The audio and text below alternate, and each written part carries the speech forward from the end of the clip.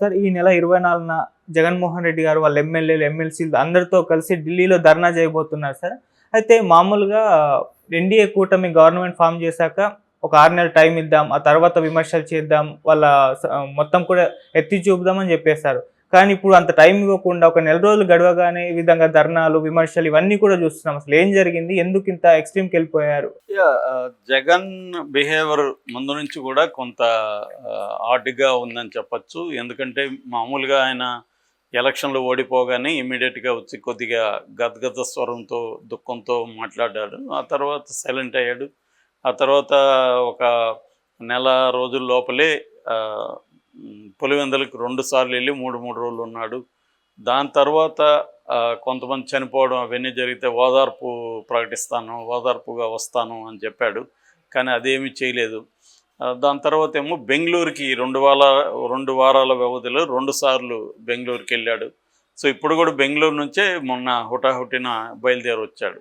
So ఇదంతా ఏంటంటే అసలు జగన్ ఎందుకు ఇలా ప్రవర్తిస్తున్నాడు అంటే, ఒక పక్క మోడీతో ఏమన్నా బేరసారాలు జరుగుతున్నాయా? ఎందుకంటే జగన్కి ఇప్పుడు ఇమ్మీడియట్ కర్తవ్యం ఏంటి? తనని తాను జైలుకి పోకుండా చూసుకోవాలి, శిక్ష పడకుండా చూసుకోవాలి.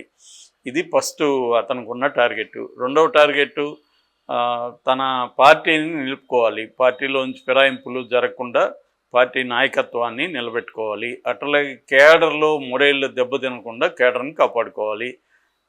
ఇవి ఫస్ట్ ప్రయారిటీ. సో వీళ్ళేందంటే తెలుగుదేశం వాళ్ళు రిజల్ట్ వచ్చిన మరుసటి రోజు నుంచి రకరకాల పద్ధతుల్లో వైసీపీ మీద దాడులు కావచ్చు, లేకపోతే పోలీస్ కేసులు కావచ్చు, రకరకాల పద్ధతులు చేయడం మొదలుపెట్టారు. అయితే తెలుగుదేశంలో ఉండేవాళ్ళు కావచ్చు, జనసేనలు ముఖ్యంగా తెలుగుదేశంలో ఉండేవాళ్ళు ఇప్పటికి కూడా చంద్రబాబు మీద అసంతృప్తిగా ఉన్నారు. అంటే వాళ్ళేం ఊహించారంటే గతంలో రెడ్ బుక్ రాజ్యాంగం ఇవన్నీ రాగానే పెద్ద పెద్ద ఎమ్మెల్యేలని, ఎంపీలు, గతంలో పనిచేసిన మంత్రులు వీళ్ళందరినీ లోపలేసేస్తాడు, జగన్ కూడా లోపలేసేస్తాడు చంద్రబాబు అనుకున్నారు. అదేమీ జరగలేదు. వాళ్ళకి చాలా అసంతృప్తిగా ఉంది. వాళ్ళు నిన్న ఒక కామెంట్ చూశాను తెలుగుదేశం దీంట్లో, అసలు ఏమీ జరగకుండానే వీళ్ళెందుకు ఖండిస్తున్నారు, ఇంకా స్టార్టే కాలేదు, ఇది ఇంకా ట్రైలర్ కూడా రాలేదు, ఓన్లీ ఇది ఫస్ట్ లుక్ పోస్టర్ మాత్రమే రిలీజ్ అయింది, ఇంకా దీంట్లో గ్లిమ్స్ ఉంది, టీజర్ ఉంది, ట్రైలర్ ఉంది, సినిమా ఉంది, వెబ్ సిరీస్ ఉన్నాయి, ఇవన్నీ ఉన్నాయి, ఇవేవి రాకముందే మీరు ఎందుకు ఫస్ట్ లుక్ పోస్టర్కే ఇలాగా బిహేవ్ చేస్తున్నారు, ఇంకా మా వాళ్ళు అసలు స్టార్టే చేయలేదు కదా అని వాళ్ళు చేస్తున్నారు. అంటే స్టార్ట్ చేసి వాళ్ళ ఊహ పెద్ద ఎత్తున వైసీపీని ఎక్కడికక్కడ కొట్టడమో, నరకడమో ఏదో చేయాలి. ఇప్పుడు ఏం చేశారు? సింపుల్ ఊరికే ఏదో అట్లా తాగుతున్నారు అక్కడక్కడ అన్నట్టుగా వాళ్ళు మాట్లాడుతున్నారు. సో ఎన్ఆర్ఐలు కూడా పోస్టులు చూస్తే చంద్రబాబు పట్ల అభివృద్ధికి 10కి 10 మార్కులు వేశారు, సంక్షేమానికి 9 మార్కులు వేశారు, రాజకీయం పరంగా వచ్చేసరికి 5-6 మార్కులు కూడా ఇట్లా. ఎందుకంటే రాజకీయంగా చంద్రబాబు మెతగ్గా ఉన్నాడు అని వాళ్ళ ఉద్దేశం. సో ఈ నేపథ్యంలో జగన్ ఎందుకు ఇంత సీరియస్గా రియాక్ట్ అయ్యాడు? మామూలుగా అయితే జగన్ కూడా 6 నెలలు టైము ఇద్దాము, వెయిట్ చేద్దామను, ఎందుకంటే కొత్త ప్రభుత్వం రాగానే వాళ్ళు చెప్పినవన్నీ ఇమ్మీడియట్గా చేయలేరు కదా అనేది జగన్ కూడా అన్నాడనే ఇప్పుడు వార్తలు వచ్చాయి. అయితే ఏమవుతుందంటే తెలుగుదేశం వాళ్ళ పాయింట్ ఆఫ్ వ్యూలో ఇదంతా ఏమి జరగనట్టు వాళ్ళకి అనిపించవచ్చు. లేదు, వాళ్ళు గతంతో వైసీపీ వాళ్ళ దాడులతో పోల్చుకున్నప్పుడు మేమేం చేయలేదు కదా, వైసీపీ వాళ్ళు తెలుగుదేశం నాయకులంతా టార్గెట్ చేశారు, మేము ఇప్పటివరకు చంద్రబాబు వైసీపీ నాయకులను ఎవరిని ఏమి టార్గెట్ చేసి అరెస్టులు చేయలేదు కదా అని వాళ్ళు అనుకోవచ్చు. నిజానికి వైసీపీ 2019లో వచ్చినప్పుడు కూడా వితిన్ 1-2 మంత్స్లో ఏమీ పెద్ద ఎత్తున ఏమీ చేసేయలేదు వాళ్ళు. ఆ తర్వాత కూడా ప్రజల మీద కానీ అదేం జరగలేదు. కాకపోతే రాజకీయ కక్ష అనేది ఖచ్చితంగా జగన్ దీంట్లో జరిగింది. చాలామందిని మన త్రిపుల్ లాంటి వాళ్ళని కూడా అరెస్టులు చేయడం, వాళ్ళని కొట్టారని కూడా ఆయన కేసు కూడా వేశారు. ఇలాంటివి జరిగాయి. అర్ధరాత్రులు అరెస్ట్ చేయడం, ఇళ్ళకి వెళ్ళి ఇది చేయడం, ఇవన్నీ కూడా జగన్ చేశాడు.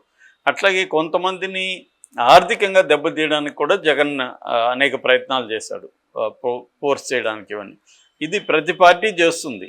వైసీపీ చేస్తుంది, తెలుగుదేశం చేస్తుంది, ఇక్కడ చూసుకుంటే కాంగ్రెస్ చేస్తుంది ఇదే పని, బీఆర్ఎస్ చేసింది. ప్రతి పార్టీ ఏంటంటే ప్రత్యర్థుల్ని ఏదో ఒక రకంగా బలహీనపరచాలి అంటే, ప్రత్యర్థి పొలిటికల్ పార్టీని రాజకీయంగా చంపేసి మనం బలపడాలి అన్న ధోరణి మోడీ బలంగా ఇండియాలోకి తీసుకొచ్చాడు. అంతకుముందు కాంగ్రెస్ చేయలేదా? కాంగ్రెస్ కూడా ఖచ్చితంగా చేసింది దాని శక్తి మేరకు. బట్ మోడీ స్థాయిలో ఈ స్కేల్లో ఎవరు చేయలేదు. సో దాన్ని నెక్స్ట్ లెవెల్కి మోడీ తీసుకెళ్ళగలిగాడు. సో దాన్ని ఇప్పుడు ప్రాంతీయ పార్టీలు కూడా అదే పని చేస్తున్నాయి. సో ఇప్పుడు జగన్ ఏంటంటే ప్రెజర్ బాగా పెరిగింది. ఇటు వైసీపీలో కూడా జగన్ ఏంది మౌనంగా ఉన్నాడు, 6 నెలలు ఏంది, వాళ్ళు ఏమన్నా 6 నెలల వరకు వెయిట్ చేస్తున్నారా, రెండో రోజు నుంచి స్టార్ట్ చేసేస్తారు. అంటే ఒక పక్క అవినీతి స్టార్ట్ చేశారు, ఇసుక విపరీతంగా అమ్మేసుకుంటున్నారు. అది ఆల్రెడీ జనాలకు కూడా వెళ్ళిపోయింది ఇసుక కుంభకోణం. మరొక వైపున ఎక్కడికక్కడ ప్రభుత్వానికి సంబంధించిన భూములు ఆక్యుపై చేసిన స్టార్ట్ అయింది. ఎర్రమట్టి దిబ్బల గురించి కూడా మనం మాట్లాడుకున్నాం. మరోవైపు కేసులు పెట్టడం కూడా డే 1 నుంచి కేసులు పెట్టడం మొదలుపెట్టారు. ఆల్రెడీ మద్యం కుంభకోణం, ఇసుక కుంభకోణం జగన్ మీద మొదలుపెట్టారు వాళ్ళు. ఆల్రెడీ త్రిపులార్ కేసు పెట్టాడు. ఇట్లా కేసులు పెట్టడం మొదలైంది. అట్లాగే వీళ్ళు ప్రభుత్వ ఆస్తుల్ని, ప్రైవేట్ ఆస్తుల్ని ధ్వంసం చేయడం మొదలుపెట్టారు. ఇంతకుముందు ఎప్పుడూ లేదు. ఒక ఎమ్మెల్యే వెళ్ళి జేసీబీ తీసుకెళ్ళి ప్రత్యర్థుల ఇండ్లు కూలగొట్టించడం అనేది నేనైతే ఎప్పుడు వినలేదు.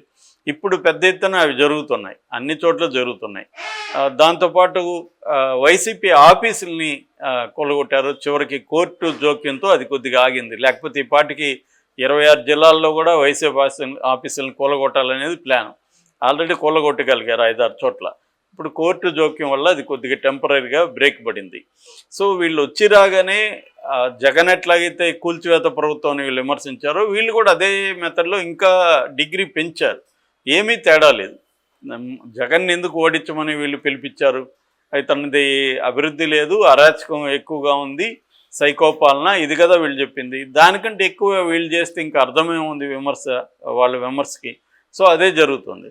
సో ఇప్పుడు ఏంటంటే చివరికి దాదాపు ఇప్పటికి 36 మంది వైసీపీ కార్యకర్తల్ని చంపారు తెలుగుదేశం వాళ్ళు చెప్తున్న దాని ప్రకారం, జగన్ చెప్తున్న దాని ప్రకారం 36 మంది చంపారు. 300 హత్యాయత్నాలు జరిగాయి. దాదాపు 2700 కుటుంబాలు వెళ్ళిపోయినాయి. తర్వాత దాడులు కూడా 1000 పైన 1050 దాడులు జరిగాయి అనేది వాళ్ళు చెప్తున్నారు.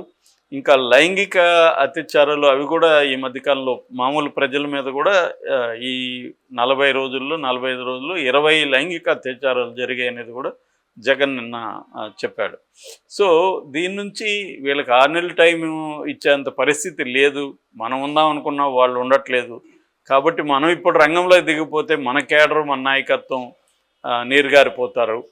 జగన్ ఎక్కడో బెంగళూరులో కూర్చున్నాడు, మళ్ళీ వీళ్ళే ప్రచారం చేస్తారు. తెలుగుదేశం మీడియానే ఇదంతా కూడా మళ్ళీ ప్రచారం చేస్తుంది.